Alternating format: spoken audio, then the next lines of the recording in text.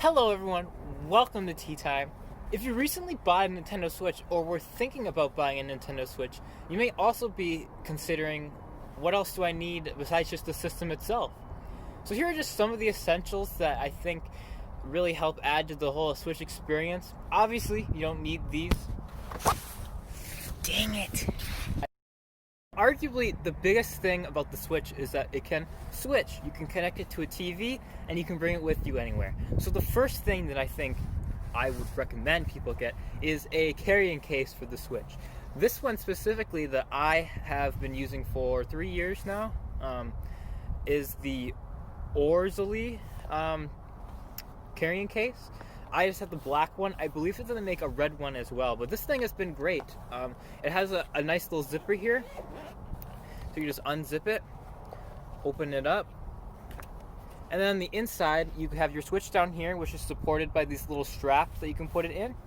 And then on top there's a little space you can put stuff in here. I just have a headphone splitter here for people who might want to play as well. And then there's spaces for game cards. There's 8 total spaces, but you can fit multiple cards in those spaces if you really want to. You can get at least 16 game cards in here. So this is great for carrying around with you. You can easily put it in a bag. You can easily carry it with a little carrying strap here on the top. And yeah, like I've said, I actually bought my Switch on launch night. I went out at midnight to go and get it, so I have been using it for 3 years, almost 4 years, this upcoming March. So pretty much everything that I talk about in this video I have been using since that first year. So I've been using it for a while, and I've had really no issues with any of them. So that's a good option for storing your physical items, but what about the digital items? Well, the Switch comes with 32 gigabytes of built-in storage. Regardless of which one you get, they all have the same amount, and that can't hold all that many games. Some games, most games, are at least 10 gigabytes, so you're only really going to be able to fit about 3 games on there, or a little bit of DLC with that as well. So you're going to want to get a micro SD card. Micro SD cards are how the Switch gets storage. You can't plug in other USB storage devices because it is a portable system. But what I would recommend and what I use is a SanDisk micro SD card, specifically the SanDisk Ultra. And I have the 200 gigabyte version. You can get cards up to 512 gigabytes, I believe, and I think that they just announced a 1 terabyte version if you really want to go that high. It gets really expensive at that point, so I would recommend either the 200 gigabyte or the 256 gigabyte, because those are relatively cheap, but you're getting a ton of storage. I think my 200 here, the 200 gigabyte micro SD card, costs, I believe it was $40, and you can find deals obviously in Black Friday or other deals, at Best Buy or Target or whatever. I would recommend SanDisk. I've had issues with storage devices from Lexar, but SanDisk is a really reliable company. I would recommend them. The other company I would probably recommend would be Samsung. I know Samsung makes micro SD cards, but I can only really vouch for SanDisk because that's what I've been using. And with which version to get the Ultra, because anything that's worse than that, the read and write speeds are going to be slower. So when you load up games, it's going to take much longer to load up games, and it's going to take longer to save games and that kind of stuff, which you don't really want when you're gaming and you want everything to be fast-paced. The Ultra has the max speed that the Switch can read and write. You can certainly get the SanDisk Extreme or the Extreme Plus or whatever else they have. Those will work at full speed, but the Switch can only take advantage of speeds up to the Ultra level. I have done tests on this. Other people have done tests on this. I might link a test below that I looked at a website, but the Ultra is perfect. You save a little bit of money compared to the Extreme, but you're getting the exact same speeds. But if you have an Extreme, a SanDisk Extreme lying around, or the Samsung equivalent, you can certainly use it in the Switch, and it will certainly work just as well as this Ultra.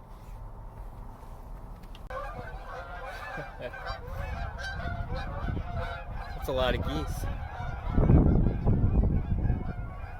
Look at all those chickens. Continuing on with the whole speed talk, if you're planning to do anything online with your Switch, I would highly recommend getting an Ethernet adapter for it, specifically a USB Type A to Ethernet adapter. What I have here is the UGreen USB 3.0 Ethernet adapter, which works with the Switch. Now you want to be careful when you're selecting an Ethernet adapter because not all of them work with the Switch. You need to get one that supports the specific chipset of the Nintendo Switch. And if you look on listings on Amazon, most of the time they will say either works for Switch or does not work for Switch. I can say for me, the UGreen USB Ethernet adapter works great. If you're planning to get one, I would recommend getting a USB 3.0 to Ethernet adapter because the back of the Switch dock has a USB 3.0 port, which theoretically can get you faster speeds on Ethernet. Even if you just get a USB 2.0 one, I doubt there's going to be much of a difference at all there. It's just the Ethernet is what makes the big difference there. This will reduce latency when you're playing online games, and it will speed up downloads. Say you're downloading DLC or a game. If you have it connected straight from here to your router or to your modem, then it will be much faster than using Wi-Fi to communicate that. Even if it's super close, that's when it's good because then you can plug it directly into the router and not have to go through anything else. This works good, especially for like Super Smash Bros. Because even the director of Super Smash Bros, Masahiro Sakurai, has said, please get an Ethernet adapter because some of you people on Wi-Fi are just ruining the experience for everyone. So I would definitely recommend it. I know UGreen sells a USB 2.0 version and a USB 3.0 version. I believe they have like a metal one now that you can use for it. And you can use these for other things too. You can use it for the Switch, and then if you're not using it for your Switch, you can use it for your MacBook or something like that if you're trying to connect it. Now, of course, if you're planning to play with more than one person in a room, you're going to want an extra set of controllers. So here I have JoyCons. These are the neon pink and neon green versions of them. They come in a variety of colors. So go out and look and see which colors you like the most. I know that they are now $10 cheaper than they were before, so they might be $60 for two. JoyCons now, you can get it in a set of 1 or 2. I'd recommend getting 2 because some games you need to use the controllers together, and some games you can use them separately, like its own controller kind of a thing. But if you only have the one set that came with the Switch, I'd recommend just getting another set of 2, and that's really all you need. If you have a bunch of people, like 4 people over, if you're playing Super Smash Brothers, well, people can all play on these single Joy-Cons. But if you have you and a sibling, you're playing a game like Hyrule Warriors, and you want to play together, well, then you have to have 2 controllers together. So I think really all you need is just 4 Joy-Cons, unless you have a whole bunch of people who are playing. Just go out and get yourself another set. I really like these colors. These are like I believe these came out when Splatoon came out. But they have neon yellow, they have a blue version, they have red, they have the neon blue and neon red versions that they come with, and then they of course have the boring gray version. But you gotta get some color in there. If you really like to get into your games, I would recommend getting a Nintendo Switch Pro controller. This is a controller that's similar to, say, the Xbox or PlayStation controllers, but it's for the Switch, and it works very well. These specific controllers, the joysticks are really smooth. They click in. I mean, you've got all your normal buttons, charges via USB Type-C here at the top. It's just a really comfortable controller and super nice to use. It has gyro controls just like the Joy-Cons. So you can use this for pretty much any game that you would the Joy-Cons. I think the only game I found that it doesn't work with is Super Mario Party. But besides that, everything works. You can play Legend of Zelda Breath of the Wild with this, Super Mario Odyssey, Super Smash Bros., Octopath Traveler, really anything that uses 2 Joy-Cons together you can use this for. And as of now, it only comes in this black color, which is kind of a see-through black. You can see little things in here. But every now and then they have limited editions of them. They had a Xenoblade Chronicles one, they had a little Slash on it, and then a little Super Smash Brothers one there as well. But I've had this since, I believe, April or May of 2017. I've been using it since then. This is my main controller that I use, and it's been great. It really is a great controller. Again, it's not something that's necessary, but if you're going to be playing on the TV primarily, like a lot of the time, like I do, I probably play on the TV 90% of the time, then this is a great thing to have just sitting back. But you can also use this controller in handheld mode as well, if you want to just set it up on a table and play the Switch, you can certainly use this with that as well. It's a little hard, a little awkward to bring this and the Switch with you everywhere, but you can totally do it. And then one more thing for the Switch system is I would recommend getting a screen protector, specifically a tempered glass screen protector. The Switch's screen is made out of plastic, which doesn't shatter, which is great. And I think that's the reason why it's made out of plastic, so that if someone drops it, specifically like a kid drops it, it won't shatter, it'll be fine. But plastic scratches much easier than glass does. So if you're carrying it around, you're going to see a bunch of scratches unless you put the screen protector on. You put on a glass screen protector, then you get the best of both worlds, right? Even if it shatters, you can just take off the screen protector, put another one on. The one that I have been using is this screen protector, the amFilm or amFilm tempered glass. This came out originally when the Switch came out, and they've still been making them, and I think that this is the most popular screen protector on Amazon for the Nintendo Switch, and it's great. It's a little thicker than the screen itself, which is actually nice because it's raised up a little bit, but the edges are pretty smooth. It's not hard or anything. It doesn't scratch. I've seen no scratches on it, and there are hardly any bubbles either.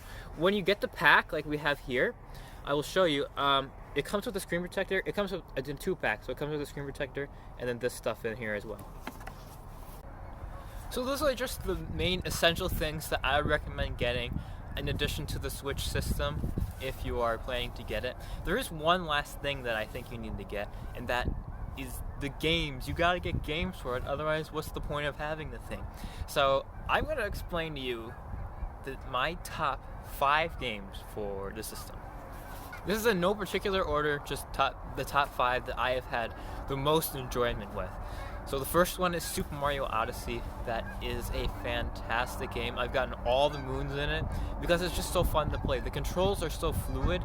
There's so many different ways you can do things. You can get onto certain platforms that people weren't intending you to get on top of, and then there's little rewards on there like coins and all that. It rewards experimentation, and the worlds are unique. It's not like, oh, here's a grass world, here's an ice world, here's whatever.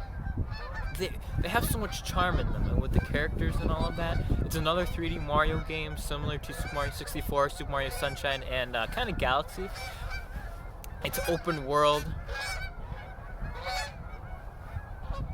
It's an open world area, so you can just go on along. You don't have to get all the moons. You can get certain ones that you think would be easier to get or that you want to get. And the game looks beautiful as well. Then there's The Legend of Zelda Breath of the Wild. Now, this is the big one. This is what launched with the Switch. Came out on the Wii U and the Switch, but this is probably one of, if not the best game of the decade. And I'm not over-exaggerating that. It is perfect in what it tries to be. It makes it feel like you actually are going out into this world and like experimenting, like you're a kid and you're going off in your own little adventure. The thing is that makes it so unique is that it gives you little wave points on the map, right? So the story can continue on. Like it says, oh, okay, here's where you need to go. Here are 4 points where you need to go. It doesn't explain how to get to those points. It doesn't explain, what path you should take, how to get there. All you know is that you need to get there, and it's not hovering over you the entire time. You can look on the map, but you have to explore the environment to find out how to get there. Climb up a certain mountain, and you find out, oh, there's this obstacle in the way. Or if you get to... You can literally go to the final boss if you want, right from the start of the game. But you're going to fail at it because you don't have any of the items. But that's the thing, is you can go and fail at it. You can realize, okay, this is hard. I'm going to go get some things first, come back, and then do this. It's a super well thought out game, and some people are like, oh, I've heard from some friends that just say it's too open. There's not enough structure, but I completely disagree with that. In every nook and cranny, there is something to be explored, even if it's not entirely obvious. There are shrines all over the place that you can open up and find by doing certain things. There are Koroks you can find in certain areas. There are certain unique structures that you can look at, and they're reminiscent of past Zelda games. It's a fantastic game, regardless of if you played a Zelda game or not before. It's a great first start. Or if you're a longtime fan of the series, it is also a great game to play. A third game that I have on my list is Octopath Traveler. This isn't as well known as some of the others, but it is just as good. It is an RPG game with a break system. So Octopath Traveler, what does that mean? That means that there are 8 characters in the game that you mainly interact with. You get to be these characters, and then those characters go and find other characters on the map, and then you can eventually build up your party to a party of these 8 characters. There are different moves you can get and different jobs you can add to the characters that make their moves different, and different equipment you can buy, all different kinds of stuff like that. It's very much an RPG game if you've played that kind of a game before, but it has its own unique little twist to it. It's similar to Bravely Default. If you've ever played the Bravely series, it's by the same team. And the music in the game is absolutely phenomenal. I have the soundtrack, the actual disc itself, which is cut into 4 different discs. It's great to listen to, even if you're not playing the game. The battle themes are fantastic, and the transitions. Each character has their own unique theme that plays when they are doing certain situations, and then they all have a theme leading up to a battle. So if there's the end of chapter battle, it's going to play their kind of transition theme, and then as you click into that theme, there's like a 5 to 10 second transition from that theme into the boss battle theme. It's phenomenal, the soundtrack. There are 4 chapters for each character, and so since there are 8 characters, that means that there are 32 total chapters in the game, so it takes you a long time to finish it. There are side quests, tons of side quests to do in the certain towns with people that you help, things that you go and battle, and then there's an ultimate true final boss if you finish all 32 of those bosses and do a specific side quest. There's a lot of content there and a lot to be adored. The game is great. All of the characters are unique, and it has a cool art style. It's not what you would call the most graphically intensive game. It's called 2D HD graphics, which basically just means that there are pixel sprites on backgrounds that appear to be 3D. It makes it seem like it's like a 16-bit game, those old, like a Super Nintendo Entertainment System game like that, but in the modern era. It's super cool. A 4th game that I would recommend is Paper Mario: The Origami King. Now, this just came out this year, and I love it. I have all the Paper Mario games. I've played all the Paper Mario games. I've finished them all. And say what you will about how the series has been going in recent years, this entry is certainly a high point of modern Paper Mario. Again, the music, just like Octopath Traveler, is fantastic. Each area has its own unique battle theme. So you have one for the first chapter, you have another for the second chapter, but the second chapter transitions from one place into another, and then the battle theme changes from one place to another. The game looks beautiful, so many vibrant colors, and the battle system is actually not bad like Sticker Star was, and partially Color Splash. It's not like Paper Mario, how it was on the Nintendo 64 or on the GameCube, but it has a ring style, so when you get into a battle with an enemy, you go around on a ring. It's kind of like a puzzle, and then once you get it all lined up correctly, then you can do your normal attacks with the A button or a hammer or whatever. I recommend checking out like some gameplay videos, see if it's the game for you. I think it's good for people who have never played a Paper Mario game before, because it's simple. It's not complicated like a game like Octopath Traveler that can get really complicated. This game is not very complicated. They have certain items that you can get, but it's fairly linear, but it's more open than, say, the past 2 entries in the Paper Mario series. So if you were put off a Paper Mario Sticker Star or something like that, try this game. It is a really, really great game. And then the 5th Switch game that I would recommend playing is Fire Emblem 3 Houses. Now, my siblings, my 2 sisters, had played Fire Emblem games before, but I personally had never played a Fire Emblem game before, so this was my first entry in the series. So it's great for people who have never played Fire Emblem before. It's a tactical RPG, so it's not like turn-based battle systems. It's kind of like a big game of chess. It's not as boring as chess, though, because when you get into battles, you can determine certain situations, what weapons you're going to use, what enemies you're going to fight, how you move around the map, kind of a thing. But it is similar to chess in the way that you only have a certain amount of spaces, but you can level up people to make them go different spaces, different abilities. Then you have supports with the different characters that really interact with each other. Again, each of these characters is really unique in their own way. And why it's called Fire Emblem Three Houses is because there are 3 houses to choose from. You choose one house at the beginning that you would like to pursue, and then those characters will become part of your team. So there are about, I don't know, around 8 characters in each house. So you will get all those people. You're like the professor, and then you teach them, and then you go to battles and all that. If you do certain things when you walk around the monastery, you can interact with people from the other houses. You can actually recruit them to your own house as well. So say that you really wanted to get this character, but you wanted to be in this house, you can recruit them through a variety of different ways. So you can really build up your team. But before you get to the second half of the game, I'm not going to spoil the second half of the game, but before you get to the second half of the game, make sure you have all the characters that you want to have, because stuff goes down, and what isn't part of your house is going to be part of the enemy.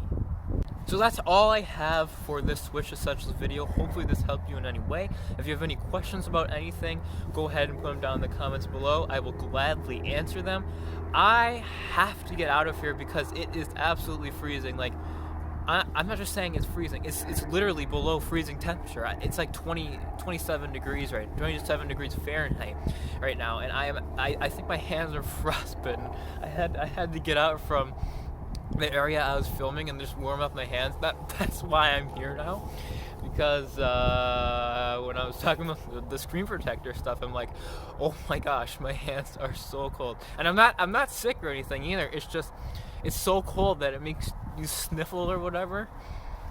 So I've got to get back into my house. But I thought it would be better to film out here than in a basement, in a dark basement. So hopefully it's a little bit better, even though it's not really light anymore because it gets so dark now so quickly because it's nearing that December season.